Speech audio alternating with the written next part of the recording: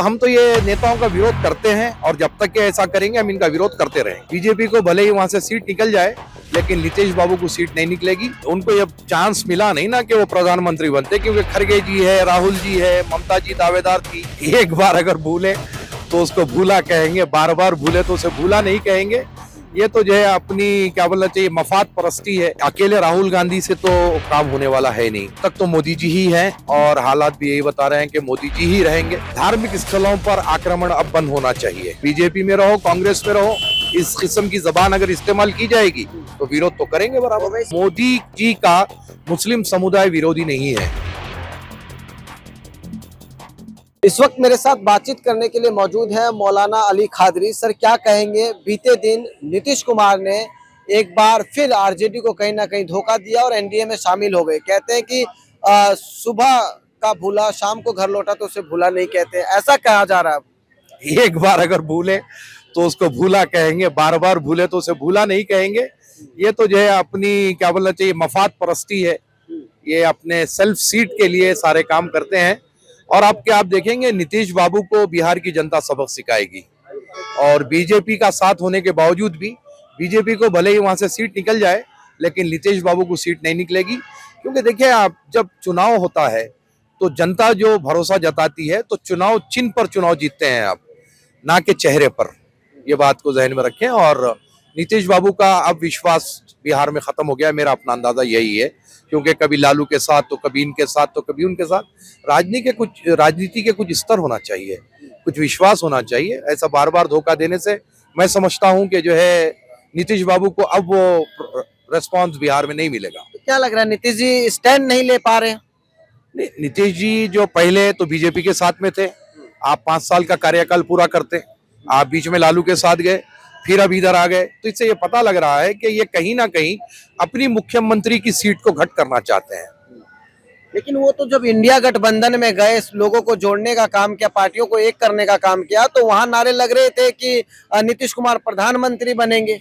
अब वो मुख्यमंत्री बन के फिर रह गए। नहीं, उनको ये चांस मिला नहीं ना कि वो प्रधानमंत्री बनते, क्योंकि खड़गे जी है, राहुल जी है, ममता जी दावेदार थी। तो उनको ये पता था कि जो है मैं तो बनूंगा नहीं, तो फिर वो पलट कर चले गए बिहार।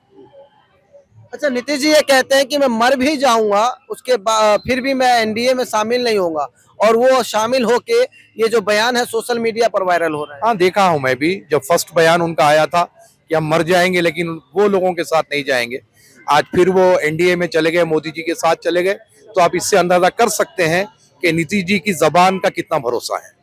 तो भाजपा के लिए क्या कहेंगे? अमित शाह जी ने भी कहा है एक मन से कि भाजपा के सारे दरवाजे बंद है नीतीश कुमार के लिए। देखिए, ये राजनीति है। सुशील मोदी जी ने कहा कि सियासत में तो दरवाजे खुलते बंद होते हैं। और रहा सवाल अमित शाह जी का, तो अब 2024 का चुनाव है, तो उस बीच जब उनको तो सपोर्ट की जरूरत है, एक उनके अपना वोट बैंक है नीतीश जी का वहां पर। लेकिन मेरा अपना ये मानना है कि वो वोट बैंक नीतीश जी का खिसकेगा आपके।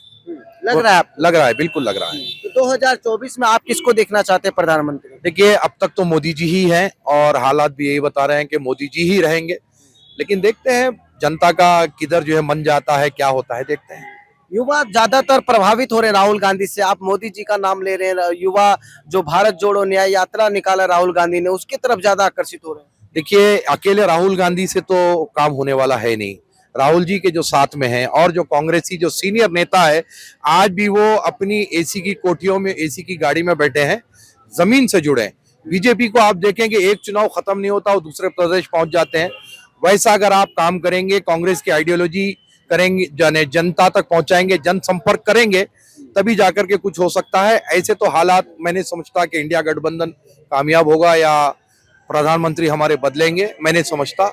बस हमारा यही आग्रह है मोदी जी से कि धर्म की राजनीति को खत्म होना चाहिए। आपके कौम के लोग मोदी जी का विरोध करते हैं, लेकिन आप समर्थन कर रहे हैं, किसी के दबाव में या फिर इनडायरेक्ट वे में कुछ कहना चाह रहे हैं? देखिए, मैं किसी के दबाव में इसलिए नहीं हूं कि मैं आजाद हिंदुस्तान का आजाद शहरी हूं, मुझे किसी का दबाव नहीं है।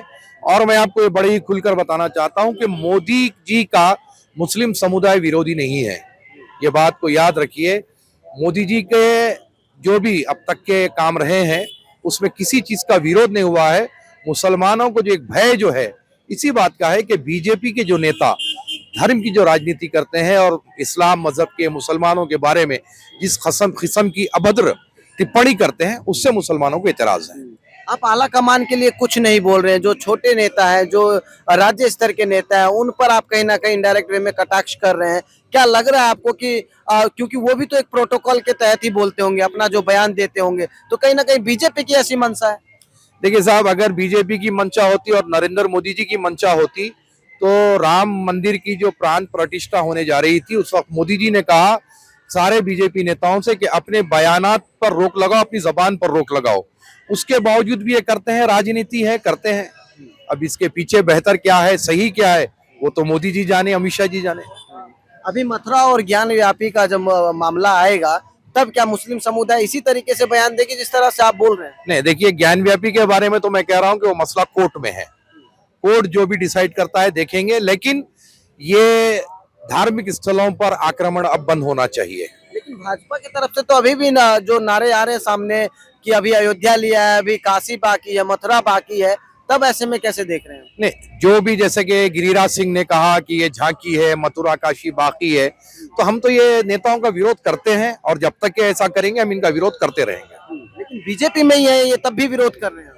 बराबर करेंगे, बीजेपी में रहो, कांग्रेस में रहो, इस किस्म की जबान अगर इस्तेमाल की जाएगी तो विरोध तो करेंगे बराबर। ओवैसी के लिए क्या कहेंगे? ओवैसी साहब एक राजनेता है और मैं यूं कहूं तो गलत ना होगा कि वो अपना अस्तित्व बचाने में लगे हैं फिल वक्त, क्योंकि तेलंगाना में मुस्लिम वोटर उनसे खिसक चुका है। जहां वो 40,000 की बढ़त से उनका एमएलए जीता था, वहां पर 800 वोट से वो जीते हैं। तो आप इससे अंदाजा कर सकते हैं कि तेलंगाना का मुसलमान भी इनसे खिसक रहा है। क्या लग रहा है, अंतिम सवाल, नीतीश कुमार के एनडीए में शामिल होने से इंडिया गठबंधन के सामने एक चुनौती हो गई है? बराबर चुनौती हुई है और इंडिया गठबंधन में जितने लोग हैं कोई भी काबिल भरोसा नहीं है। आम आदमी पार्टी गुजरात में कांग्रेस को हराई है, तो इनके ऊपर कैसे भरोसा किया जा सकता है? कांग्रेस को चाहिए कि वो सिंगल हैंड इलेक्शन लड़े, ये गठबंधन की चक्कर को छोड़े। ये थे मेरे साथ अली खादरी साहब। अब देखना होगा 2024 में प्रधानमंत्री कौन बनते हैं। वीडियो जर्नलिस्ट मनीष के साथ उदय, हिंदुस्तानी उदय भारत न्यूज।